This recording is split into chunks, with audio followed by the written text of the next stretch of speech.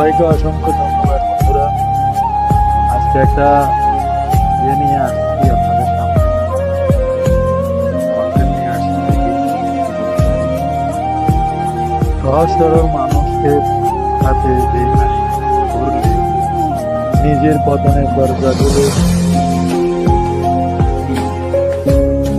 এমনিতেই খুলে যায়।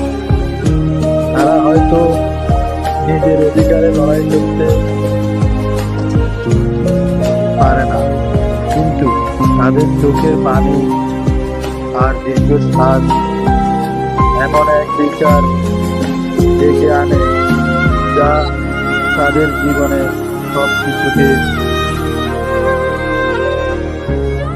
ধ্বংস করে দেয়। সৃষ্টিকর্তার উপর ভরসা রাখা। থ্যাংক ইউ, গুড বাই, সকলকে ভালো থাকুন।